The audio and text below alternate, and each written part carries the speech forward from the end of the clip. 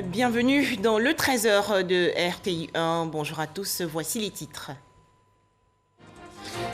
En Côte d'Ivoire, des enfants, des jeunes et femmes victimes de violences sexuelles, physiques et psychologiques. Révélation de l'enquête menée récemment par le ministère de la Femme, de la Famille et de l'Enfant. Les experts et spécialistes proposent des solutions à ces problèmes. Comment augmenter la production de riz en Côte d'Ivoire? Le ministre de l'Agriculture et du Développement rural, Kobenan Kwasi Adjoumani, a visité récemment des rizières dans la région centre. Objectif, relancer le projet de développement des champs de riz de Gogokro et de Yabra. Enfin, au Mali, les populations très choquées par les récentes attaques terroristes contre 4 villages du Nord. Ouverture hier en Côte d'Ivoire des assises de l'Union postale universelle, l'UPU. Ce 27e congrès se déroule dans le district d'Abidjan. Le Premier ministre Patrick Hachi a lancé les travaux en qualité de représentant du chef de l'État Alassane Ouattara. Plus de 600 délégués issus de 192 pays vont donc décider de la nouvelle stratégie postale mondiale. Les explications dans ce reportage de Jérôme Kofi Aboula. La Côte d'Ivoire a l'honneur avec l'accueil du 27e congrès de l'Union postale universelle, un événement historique sur le continent après 87 années d'attente. La cérémonie d'ouverture s'est déroulée ce lundi 9 août 2021 à la patinoire du Sofitel Hôtel Ivoire. Pour le ministre de l'économie numérique, des télécommunications et de l'innovation, qui en est la tutelle, une telle manifestation ne peut que procurer de la joie. Que de chemins parcourus, que de péripéties, que d'aventures, que de conciliabules, que de discussions. Mais notre ambition, votre ambition, celle du président de la République, celle des pays africains, est devenue enfin une réalité. Et ce congrès de l'UPU a enfin lieu à Abidjan, capitale africaine et mondiale de la Poste, pendant les 3 semaines à venir. Chers postiers du monde entier, vous êtes enfin aujourd'hui en terre africaine, que vous le soyez physiquement, que vous le soyez virtuellement, mais vous êtes avec nous à Abidjan. Donc, on ne peut que vous dire bienvenue en Afrique, à Kouaba, bienvenue à Abidjan, bienvenue chez vous. Quant au président du Congrès, il a assuré, comme le directeur général du Bureau international de l'UPU, Bichar Hussein, que rien ne serait négligé pour la réussite du Congrès. Le rôle qui m'a été dévolu par les autorités ivoiriennes en me nommant à ce poste est de veiller au bon déroulement de toutes les discussions et des travaux en permettant à toutes les délégations de s'exprimer librement sur les sujets de leurs intérêts avec le bon ton et toujours dans le respect des dispositions du règlement intérieur de notre organisation commune.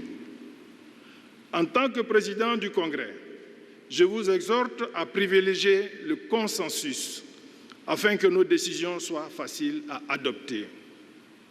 Comme vous le savez, ce qui est attendu de l'arbitre que je suis en pareille circonstance, c'est de jouer la carte de la neutralité entre les parties en présence, qu'il s'agisse des États membres présents à Abidjan ou ceux qui n'ont pas pu effectuer le déplacement d'Abidjan, mais qui participent à ce congrès grâce à la visioconférence à partir de leur pays. Le Premier ministre Jérôme Patrick Hachi a pris part à la cérémonie en tant que représentant du président de la République, Alassane Ouattara. C'est à lui qu'est revenu l'honneur de procéder au lancement des travaux. Le Congrès mondial de l'Union postale universelle, qui nous réunit toutes et tous aujourd'hui, est un événement dont chacun de nous mesure l'ampleur, l'importance stratégique. En effet, la Poste constitue une industrie de services absolument essentielle aux hommes, pour la transmission et l'échange d'informations comme de biens. Cette industrie fut jugée à ce point stratégique qu'elle fut souvent un service public national, aujourd'hui parfois privé, et dont le devenir ne laisse jamais indifférent ni un citoyen ni un décideur public. Aujourd'hui, cette industrie doit se réinventer pour trouver de nouveau les relais de croissance et nous devons lui bâtir un avenir durable. Le développement du secteur postal ne saurait, en effet, se concevoir à l'ère du numérique sans des innovations et sans une digitalisation des services apportés aux clients de l'industrie postale, qu'ils soient citoyens, administrations ou entreprises. Cette digitalisation sera aussi le moyen de réduire la fracture postale entre nos pays et de garantir la pérennité de l'usage postal à l'intérieur même de chaque État. Ce sont des principes qui, j'en suis certain, permettront la réussite de nos échanges et la juste définition du modèle postal du XXIe siècle. La rencontre d'Abidjan entre le 9 et le 27 août 2021 a pour thème « Digitalisation des services postaux, développement du e-commerce ». Au terme de cette édition, la Côte d'Ivoire, qui est le deuxième pays d'accueil sur le continent après l'Égypte en 1934, sera désignée pour présider le conseil d'administration de l'UPU pendant 4 ans, de 2021 à 2024. Voilà, après l'Égypte qui a accueilli en 1934 le congrès de l'Union postale universelle, la Côte d'Ivoire est le deuxième pays africain à organiser cette rencontre. Le défi est grand, mais l'expertise ivoirienne est reconnue pour en faire un succès. Les explications de Alvor Assakwame. Pour obtenir l'organisation de ce 27e congrès de l'Union postale universelle par la Côte d'Ivoire, donc par un pays africain, il y a eu du chemin parcouru. Le premier pays africain à recevoir l'UPU est l'Égypte, et cela depuis 1934. Les tentatives de la Côte d'Ivoire avant l'année 2000 à cette année 2021 avaient échoué. Les crises sociopolitiques et sanitaires étaient là, bien là pour contribuer au rejet de la candidature ivoirienne. Mais bien que la crise sanitaire demeure, des dispositions rigoureuses ont été prises. Et la tenue de ce congrès en Côte d'Ivoire est bien une réalité. C'est le 27e du genre. Le ministre Bruno Koné était de toutes les négociations en tant qu'expert et même ministre en charge des télécommunications. Nous avons rêvé d'accueillir ici ce congrès de l'UPU et finalement il se tient avec beaucoup de difficultés. La Côte d'Ivoire l'a obtenu pour 2004, mais en raison de la situation politique qui prévalait ici, nous n'avions pas pu l'accueillir effectivement. Ensuite, le Kenya a pris le relais pour 2012, en raison également d'une situation politique délétère, ils n'ont pas pu l'accueillir. Et quand nous avons remis sur la table la candidature de la Côte d'Ivoire pour 2020, nous étions confiants parce que nous avions les arguments pour. Et malheureusement, à cause de l'Ebola qui sévissait à l'époque dans la sous-région, le conseil stratégique n'a pas eu lieu en Côte d'Ivoire. Et il a été délocalisé à Genève. Et 2020, il y a eu la Covid qui a empêché que le congrès se tienne à la bonne date en Côte d'Ivoire, ce qui explique le report à 2021. Il y aura plusieurs défis, c'est vrai, mais la Côte d'Ivoire est prête avec ses experts associés à ceux de l'extérieur. La réussite sera au rendez-vous. Déjà, à l'occasion du Conseil stratégique de Genève, nous avions mis sur la table tout ce qui était à l'époque entrepris pour recevoir ce congrès dans de bonnes conditions en Côte d'Ivoire. L'UPU elle-même a eu à faire plusieurs visites en Côte d'Ivoire, déjà à mon époque et ensuite avec mes successeurs dans la mission. Et chaque mission a été concluante. C'est à juste titre que le Premier ministre Patrick Hachi a demandé aux experts ivoiriens et au ministère de l'économie numérique de mettre tout en œuvre pour que l'événement soit un succès. Méagui, dans la région sud-ouest du pays, une école de 6 classes inaugurée dans le village de Amaragui et des pompes hydrauliques installées dans plusieurs localités. Ces infrastructures estimées à plus de 200 millions de francs CFA ont été réalisées par la coopérative Kwasi. Cette association veut ainsi lutter contre le travail des enfants et la pauvreté. Le point avec Mahama Traoré. De l'eau potable fournie grâce à une nouvelle pompe hydraulique pour les populations du village d'Amaragui. C'est une réalisation de la coopérative agricole Kwasi de Méagui. Elle n'est d'ailleurs pas la seule dans ce village qui bénéficie par la même occasion d'une nouvelle école de 6 classes. Nous sommes dans une grande joie d'avoir reçu 6 classes. Grâce à la coopérative, nous prendrons soin de ces classes que nous avons reçues. Cet acte-là rentre dans les préoccupations du gouvernement quant à la lutte contre le travail des enfants dans la cacaoculture. Il a même fait mieux en offrant des motos pour permettre à 16 personnes d'aller sensibiliser nos parents à l'effet d'amener les enfants dans cette école flambant neuve. Nous retrouvons ces missionnaires de la coopérative Koasi sur le terrain. Ils parcourent les villages de planteurs de cacao à l'effet d'expliquer les dommages liés au travail des enfants. La sensibilisation se fait tant en français qu'en langue locale. Dans les cours de vacances pour qu'ils apprennent. Retenir que les enfants ne doivent pas charger des bagages lourds. Les enfants ne doivent pas aller travailler les machines pour aller travailler dans les champs. Et aussi de ne pas utiliser des herbicides comme les pulvérisateurs pompés dans les champs. Nous allons sensibiliser nos parents qui sont ailleurs pour leur dire qu'il ne faudrait pas qu'ils fassent travailler les enfants. Que la place de leurs enfants, c'est surtout à l'école. Nous savons que l'État de Côte d'Ivoire est engagé dans la lutte contre les pires formes du travail des enfants. Et la première dame, Mme Dominique Ouattara, est devant nous tous. Et nous, il faut que nous apportons notre contribution à cette lutte noble pour que nos producteurs n'engagent pas les enfants dans les plantations. Construction d'écoles primaires et de pompes hydrauliques villageoises, dotation en engins roulants pour des missions de sensibilisation. En tout, c'est 214 millions de francs CFA que la coopérative Koasi a investi cette année pour lutter contre le travail des enfants dans le département de Méagui. Un tout autre sujet à présent, des enfants, des jeunes et femmes victimes de violences sexuelles, physiques et psychologiques en Côte d'Ivoire. C'est ce que révèle une enquête menée par le Programme national de prise en charge des orphelins et autres enfants rendus vulnérables du fait du VIH-Sida. Alors comment mettre fin à ces violences? Serge Colléa. 3 filles sur 5 et 2 garçons sur 3 ont été victimes de violences pendant leur enfance. Des violences sexuelles, physiques ou émotionnelles avant 18 ans qui figurent en bonne place dans les conclusions de l'enquête nationale. Il y a beaucoup de violences exercées sur les enfants. C'est vraiment une thématique, c'est quelque chose sur lequel les parents, les familles ne parlent pas beaucoup. C'est une enquête nationale qui nous donne des résultats, des éléments scientifiques sur lesquels on peut s'appuyer pour donner une réponse. Cette enquête va venir nous montrer qu'un minimum de 58% de femmes en Côte d'Ivoire avouent avoir été victimes de violences dans leur vie entre 0 ans et 18 ans.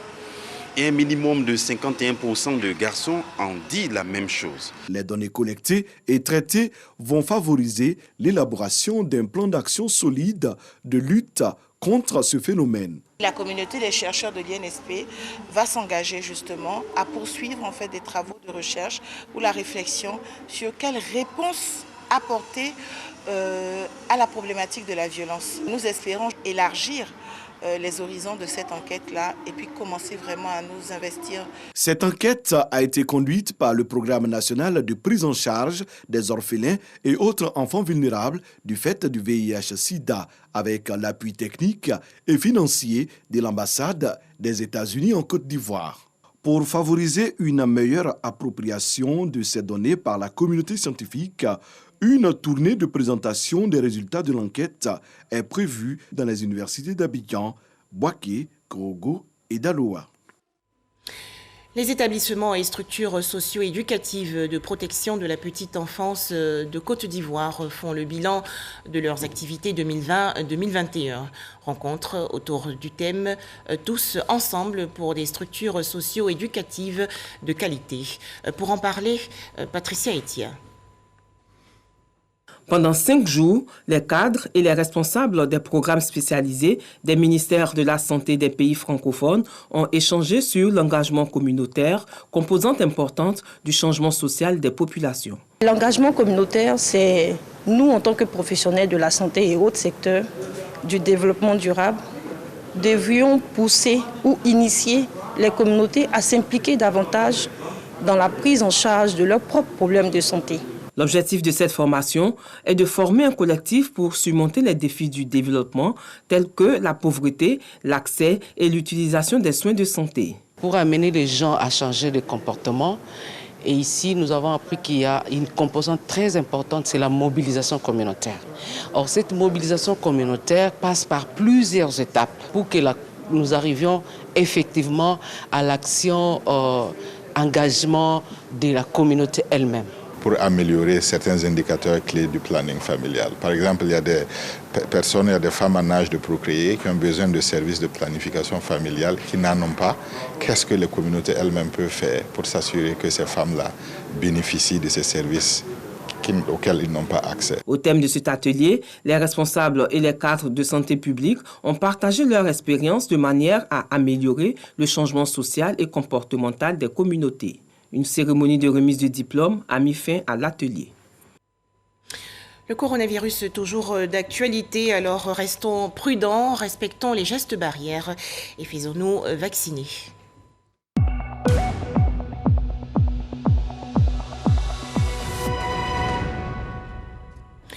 En Côte d'Ivoire, 19 nouveaux cas de maladie à coronavirus enregistrés hier par le ministère de la Santé, de l'Hygiène publique et de la couverture maladie universelle. Le pays compte actuellement 51 399 cas confirmés de coronavirus, 50 205 personnes guéries, 341 décès et 853 cas actifs.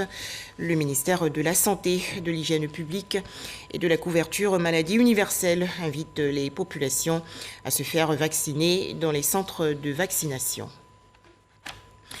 Les femmes du district d'Abidjan encouragées à se faire enrôler dans le cadre de la CMU, la couverture maladie universelle, sensibilisation menée par le ministre-gouverneur Robert Begré-Mambé.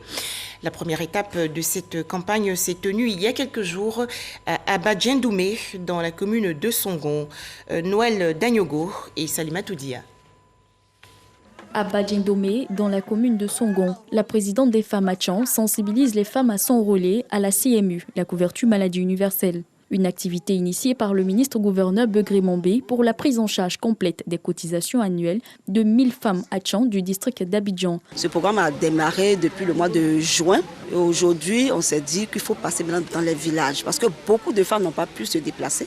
Le ministre-gouverneur veut bien que ses sœurs se soignent à moindre coût. Les femmes ont exprimé leur reconnaissance envers le ministre-gouverneur Begré-Mambé. J'irai me faire enrôler pour avoir la carte aussi et puis aller à l'hôpital avec. Nous sommes en train de sensibiliser nos sœurs, nos frères à venir s'enrôler pour se soigner moins cher. Le représentant du directeur général de la Caisse nationale d'assurance maladie, Degbo Achille, salue l'initiative. Il a aussi relevé les avantages de la CMU. Il leur a expliqué le bien fondé de la couverture maladie universelle. L'association des femmes Atchan nous donne l'opportunité de visiter 60 villages Atchan. Nous, c'est une aubaine qu'on ne pouvait pas laisser passer. Vous avez votre carte CMU, vous êtes à jour de votre cotisation, c'est comme toutes les assurances. Vous allez et là, vous ne payez pas pour qu'on vous rembourse, mais avec la carte, vous ne payez que 30% des prestations. La présidente des femmes Atchan s'engage à intensifier la sensibilisation dans les 63 villages du district d'Abidjan. Toujours en Côte d'Ivoire, des actions pour atteindre l'autosuffisance en riz. Le ministre d'État, ministre de l'Agriculture et du Développement rural, Kobenan Kwasi Adjoumani, a visité récemment les champs de riz de Gogokro et de Yabra dans le centre du pays. Ces champs ont été créés par le premier président de la République, Feu Félix Houphouët-Boigny, pour encourager et soutenir la culture du riz. Le ministère d'État, ministère de l'Agriculture et du développement durable veut donc relancer ce projet. Les explications de Herman Niamia. La production de riz en Côte d'Ivoire peine à suivre le rythme de la consommation intérieure. Sur les 2 700 000 tonnes de riz consommées annuellement, le pays ne produit localement qu'à peine 1 400 000 tonnes, ce qui l'oblige à importer au moins 1,5 million de tonnes pour combler le déficit. Le gouvernement ivoirien veut donc inverser les choses pour rendre le pays autosuffisant en riz. Et cette volonté n'est pas une vue de l'esprit parce que le pays dispose des ressources humaines nécessaires et les terres propices pour concrétiser cette ambition. C'est ce qui justifie les tournées du ministre d'État, ministre de l'Agriculture et du Développement rural, dans les zones de production de riz pour s'enquérir de l'état des lieux. À Gogokro et à Yabra, dans le département de Yamoussoukro où il s'est rendu, Kobena Kwasi Adjoumani a pu voir les 2000 hectares de terre aménagés par le premier président ivoirien Feu Félix Houphouët-Boigny pour permettre aux riziculteurs de s'installer et de produire du riz. Malheureusement, toutes les installations ont été pillées pendant la crise de 2002. Nous avons beaucoup de terres aménagées, comme ce que vous voyez ici, au niveau de toute l'étendue du territoire national. Et l'objectif en étant ici, c'est comment réveiller tous ces projets. Le président Alassane Ouattara nous a instruits et nous a demandé de faire en sorte que l'autosuffisance en riz soit une réalité. L'un des éléments essentiels de cette volonté de modernisation de l'agriculture ivoirienne est la transformation locale de nos productions. Et en la matière, des initiatives sont entreprises par l'État et des privés. À Bongouanou, où le ministre d'État Kobena Kwasi Adjoumani s'est également rendu, un opérateur privé a repris l'unité de traitement de riz construite par l'État en 1970. Cette unité qui était à l'abandon fait aujourd'hui la fierté de la localité. C'est une structure qui est la plus grande de Côte d'Ivoire en termes de production de riz. Nous avons donc cette usine de riz à forte capacité avec 80 000 tonnes de capacité d'usinage, 10 000 tonnes de capacité de stockage matières premières, 10 000 tonnes de capacité de stockage produits finis. Et nous avons également près de 5 000 hectares de plantations de riz qui existent également. Je crois que ce sont des outils précieux qu'il faut conserver. Déjà au niveau du ministère, il y a des usines qui sont en train d'être construites. Il y a d'autres usines aussi qui sont en train d'être reprises. Et l'objectif, c'est que nous puissions non seulement produire, mais transformer le riz que nous produisons. Voyez-vous, quand vous regardez la qualité du riz qui est traité ici, ça n'a rien à envier avec le riz qui vient des autres pays. Avec cette volonté affichée de l'État de réveiller tous les projets rizicoles, l'autosuffisance en riz est en passe d'être une réalité. La Côte d'Ivoire rêve même d'être un pays exportateur de riz dans quelques années. La forêt classée de Yapo-Abé dans la région sud du pays, bientôt réhabilitée. C'est une initiative de la jeune chambre internationale Abidjan Élite. Les précisions de Astou Touré. Du tiama, du bois bété, du mélina, du fraqué et du cédrela. Des essences rares et en voie de disparition mises en terre par les membres de la jeune chambre internationale Abidjan Élite. Cette action vise à contribuer à la lutte contre les effets néfastes du changement climatique. Cette action a été initiée par rapport au constat que nous avons fait de ce que la couche d'ozone a été atteinte, dû à un certain nombre d'actions peu orthodoxes. En tant que jeunes citoyens actifs, il était important quand même que nous puissions contribuer à redorer le blason de notre couvert forestier pour nous permettre un tant soit peu de régler quelque peu tout ce qu'il y a comme changement climatique que nous pouvons constater. Une action félicitée et encouragée par les premiers responsables de la forêt en Côte d'Ivoire. J'ai décidé de les accompagner.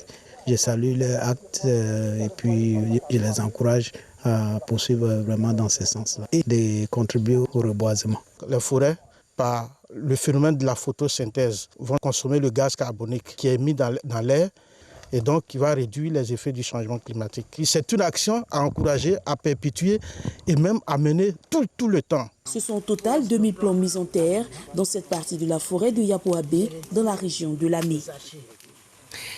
Dans l'actualité nationale également, la distinction des meilleurs acteurs de développement. C'est une initiative de l'organisation non gouvernementale Ivoire Prestige Service Communication. Cette ONG a ainsi décerné le prix de la personnalité politique de l'année au ministre de la Réconciliation et de la Cohésion nationale, Bertin Kouadio-Konan. Le Point, Godefroy et Okamawa.